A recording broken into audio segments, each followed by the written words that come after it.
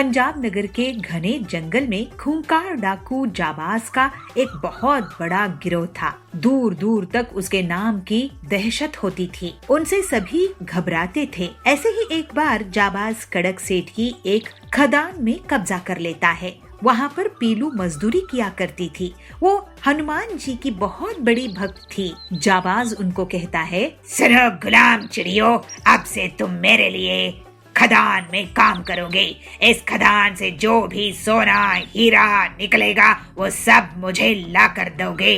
तो कड़क कहता है, तुम्हारे सामने किसकी चलती है जाबाज, अब ये खदान भी तुम्हारी हो गई, लेकिन मुझे जाने दो। अब से तुम भी गुलामी करोगे कड़क सेठ। और हाँ, तुम सब लोगों को खाना तभी मिलेगा जब तुम हर रोज कुछ न कुछ इस खदान से निकाल कर लाओगे। तो पीलू कहती है, जाबाज तुम हम पर इतना जुल्म क्यों करते हो? हम वैसे भी तुम्हारी कैद में हैं। जुल्म तो मैं करूँगा पीलू चिड़िया, अब ज्यादा बकबक मत कर और काम में लग जा। सभी दहशत में आकर जाबाज का कहना मान लेते हैं और खदान में काम शुरू कर देते हैं। रात हो जाती है, लेकिन किसी को भी खाने को कुछ नहीं मिलता है। इससे हरिया तोता बेहोश हो जाता है। अरे हरिया काका बेहोश हो गए हैं। जाबाज जी, इन्हें कुछ खाने के लिए दीजिए, नहीं तो ये खत्म हो जाएंगे। खत्म होता है तो हो जाए, मेरा कोई काम का नहीं है ये बुढ़ा। तो पीलू कहती है, हे हनुमान जी, ये कैसी मुसीबत है? ये क्रूर जाबाज तो हमारी जान ही ले लेगा। आप ही हमें बचाइए। अरे तुझे कोई नहीं बचा सकता पीलू, तुम लोग मेरे गुलाम हो। पुलिस भी मुझसे डरती है। और भी सबको जाबाज काम में लगा देता है। सुबह वो सबको आधी रोटी खाने के लिए देता है। ये लो हरिया काका, आप मेरे हिस्से की भी रोटी खा लो। तो हरिया कहता है, बहुत धन्यवाद है बेटी, तू सच्ची हनुमान भक्त है। हनुमान जी से मदद करने के लिए कह लो। तो पीलू कहती है, हनुमान जी सब कुछ जानते हैं काका, आप चिंता मत कीजिए, वो हमारी रक्षा जरूर करेंगे। और फिर जाबाज के आदमी हंटर लेकर सबके पीछे पड़ जाते हैं और उन्हें फिर से काम पर लगा देते हैं। पीलू खदान में काम करते करते कमजोर हो जाती है। उसे चक्कर आ जाता है और वो फिसलकर एक सुरंग में चली जाती है। अरे ये मैं कहाँ आ गई? उसके सामने हनुमान जी की मूर्ति रखी हुई थी और उसमें से हनुमान जी प्रकट होते हैं। बेटी पीलू, तूने मेरी भक्ति बहुत श्रद्धा से की है, मैं तेरी रक्षा जरूर करूँगा। हनुमान जी आपकी जय हो, आपके दर्शन हो गए प्रभु, यही बहुत बड़ी कृपा है। अब तो मुझे किसी चीज की कामना नहीं है। तो हनुमान जी कहते हैं, ये तो तेरी साफ दिल से निकली आवाज है बेटी, तुझे जितने कष्ट देखने थे तूने देख लिए। आज तूने अपने हिस्से की रोटी को हरिया को देकर बहुत अच्छा काम करी हो। मैं बहुत खुश हुआ तेरे इस स्वभाव से। चल अब मैं तुझे यहाँ से बाहर निकालता हूँ। इसके बाद हनुमान जी पीलू को सुरंग से बाहर निकाल कर ले आते हैं। ये देखकर जाबाज और उसके आदमी चौंक जाते हैं। उन्हें तो सिर्फ हनुमान जी की मूर्ति ही दिख रही थी। देखो जाबाज, अब भी समय है, सबको छोड़ दो, नहीं तो हनुमान जी सबकी पिटाई कर देंगे। ये सब तेरा किया हुआ जादू है, मैं तुम लोगों को अब और मारूंगा। तभी उस पर हनुमान जी की मूर्ति हमला करने लगती है। जय हनुमान जी, जय हनुमान जी, जय हनुमान जी। पीलू जाप करते रहती है। सब लोग आश्चर्य से देखते रहते हैं। हनुमान जी सिर्फ पीलू को ही दिखाई दे रहे थे, फिर पिटाई कर रहे थे। बस बस बस करो पीलू, मुझे माफ कर दो, मैं अपना जुर्म कबूल करता हूँ, मुझे पुलिस के हवाले कर दो। इसके बाद जाबाज को पीलू पुलिस के हवाले कर देती है। जाबाज अपना जुर्म कबूल कर लेता है। तुम तो बहुत बहादुर निकली पीलू, इतने बड़े डाकू को पकड़वाया है तुमने। तो पीलू कहती है, ये सब हनुमान जी की दया है इंस्पेक्टर साहब। हनुमान जी ने ही इस खतरनाक डाकू की पिटाई करके हम सबको आजाद करवाए हैं। हनुमान जी की जय हो। पीलू को डाकू को पकड़वाने का इनाम मिलता है। वो उन पैसों से हनुमान जी का भंडारा करवाती है और सभी भूखे गरीब लोगों का पेट भरती है। इस तरह से हनुमान जी की भक्ति करते हुए वो हंसी खुशी रहने लगती है। लालमपुर में बबलू एक गरीब लोहार था। वो और उसकी बहू पीलू लोहे के औजार का काम करते थे। फिर बबलू उन औजारों को बाजार में जाकर बेच देता था। बबलू का बेटा बंटी लोहारी के काम को बिल्कुल भी पसंद नहीं करता था। उसे एक दिन बहुत बड़ा बिजनेसमैन बनना था और वो अपने पिता की एक भी बात नहीं मानता था। एक दिन बबलू की तबीयत बहुत खराब हो जाती है। वो बंटी को बुलाकर कहता है, बेटा बंटी, हमारा खानदानी काम है लोहारी का। तू पता नहीं किस दुनिया में है, जमा जमाया काम है, इसे आगे बढ़ा। मैं तुझे पुरखों की निशानी देना चाहता हूँ। ये ले लो, ये है वो लोहे का तवा जिससे मेरे पिताजी ने काम शुरू किया था, घर के लिए बनाए थे वो ये तवा। हम यही काम करके अपने घर के लिए रोटी कमाते हैं। अब मैं ज्यादा दिन नहीं रहूँगा, तू इसे ले और अपनी कमाई कर। क्या पिताजी, मैं ये लोहे का मजदूरी वाला काम नहीं कर सकता हूँ। इतने साल काम करके जायदाद के नाम पर हमारे पास क्या है, ये लोहे का तवा। मैं बड़ा आदमी बनना चाहता हूँ, इस काम से नफरत करता हूँ। मैं कभी भी इसे बड़ा आदमी नहीं बन पाऊंगा। अरे आप अपने पिताजी से ऐसे कैसे बात कर सकते हो?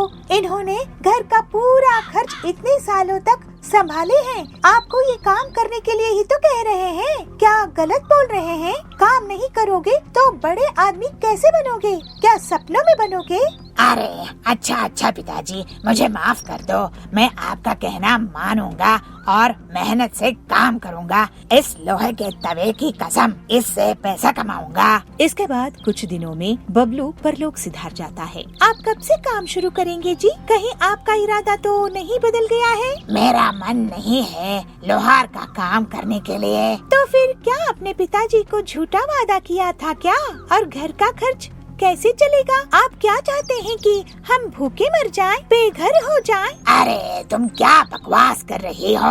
हाँ, तो फिर इस तवे का इस्तेमाल करो, काम शुरू करो, अब खाली मत रहो। तुम यही चाहती हो ना कि मैं इस तवे का उपयोग करके पैसे कमाऊं? तो मुझे 2-3 दिन दो, मैं इसका इस्तेमाल करूंगा और पैसे कमाऊंगा, लेकिन मैं लोहार का काम नहीं करूंगा। इसके बाद बंटी 2 दिन तक सोचता रहता है और फिर एक चौक में अपना छोटा सा लोहे की तवे पर आलू चाट की दुकान खोल लेता है और बंटी का काम बहुत अच्छे से चलने लगता है। लोग उसकी आलू चाट की बहुत तारीफ करते हैं। लोहे की तवे में गर्मा गर्म आलू चाट में वो अब अलग अलग फ्लेवर्स भी ले आता है और जल्दी ही उसकी कमाई और बढ़ जाती है। वाह जी, आपने तो बहुत ही कमाल का आइडिया निकाले हो। ऐसा तवा आलू चाट तो पूरे जंगल में नहीं मिलता है। हाँ पीलो, ये तुम्हारे और पिताजी के कारण हुआ है। अब अपना एक बड़ी दुकान खरीदेंगे। वाह जी। और बंटी एक बड़ी सी दुकान ले लेता है। इसके बाद बड़े बड़े सेठ भी उसके यहाँ तवा आलू टिक्की खाने के लिए आते थे। शादी पार्टी इन सब का ऑर्डर भी इन्हें मिलने लगता है और अब तो पीलू भी बंटी का साथ देने लगती है। पीलो, मैं अब समझ गया हूँ मेहनत का सही मतलब। पिताजी ने कितनी मेहनत से मुझे बड़ा किया, मैं उनके काम को कम ही मानता रहा। तुमने मुझे भटकने से बचा ली। अगर तुम नहीं होती तो मैं अपने पुरखों का नाम रोशन नहीं करता। तुम्हारे कारण ही मैं इतनी तरक्की कर पाया हूँ। ये लो सोने का हार। इस तरह से अपने बड़ों का सम्मान करने के कारण और कड़ी मेहनत से वो बहुत बड़ा कारोबारी बन जाता है। फिर पीलू और बंटी खुशी खुशी रहने लगे।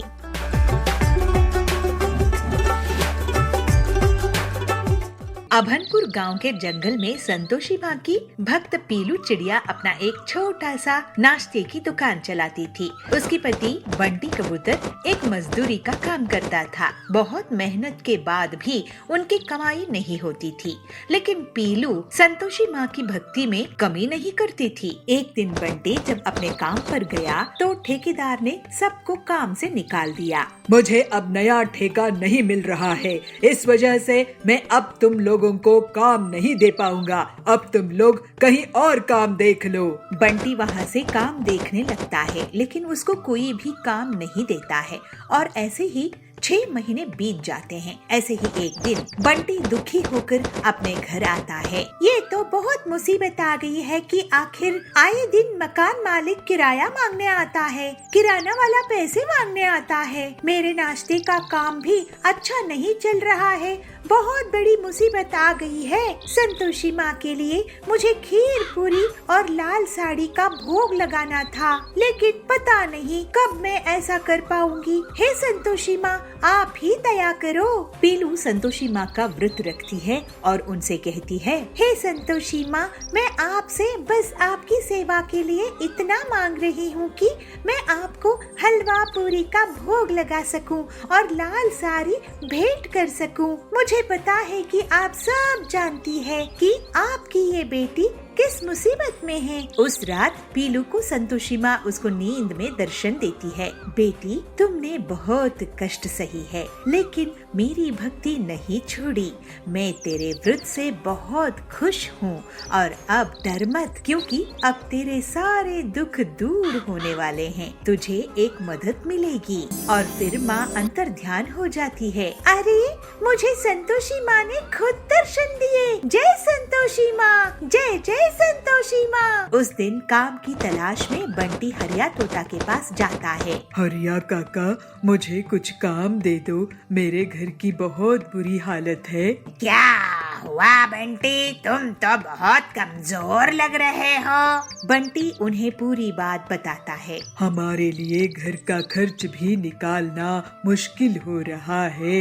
लेकिन बंटी, मैं तुम्हें क्या काम दे सकता हूँ? कोई भी काम दे दो काका, आजकल तो मशीन का जमाना है, हाथ से तो कोई काम ही नहीं होता है। पीलू बेटी को क्या क्या आता है ये बताओ मुझे। अचार पापड़ बना सकती है क्या?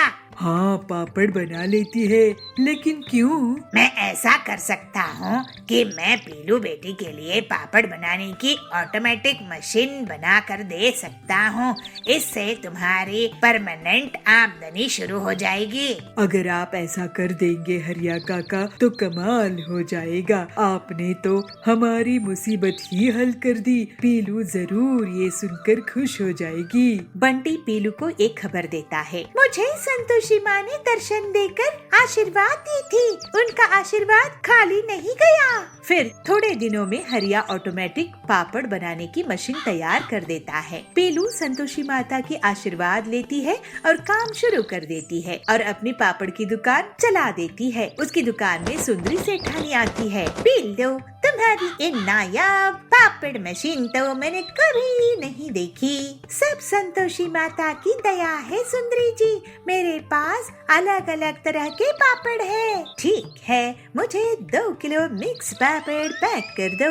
और एक के बाद एक ग्राहक पीलू की दुकान में मशीन के पापड़ खरीदने के लिए आने लगते हैं। अब पीलू बहन, तुम्हारे पापड़ तो लाजवाब है। मेरी सहेली को भी बहुत पसंद आए। ऐसा करो, 5 किलो पापड़ दे दो। जय संतोषी माँ। बबली बहन, आप बहुत अच्छी है, ये लीजिए। और जल्दी ही पीलू को फायदा होना शुरू हो जाता है। बंटी भी उसका साथ देता था और बड़े बड़े ऑर्डर्स लेकर आता था। इस तरह से संतोषी माँ के आशीर्वाद से उनका जीवन सरल हो जाता है। संतोषी माँ, आज मैं आपके लिए हलवा पूरी और लाल साड़ी लाई हूँ और मैं गरीब महिलाओं को भी प्रसाद और साड़ी दूंगी।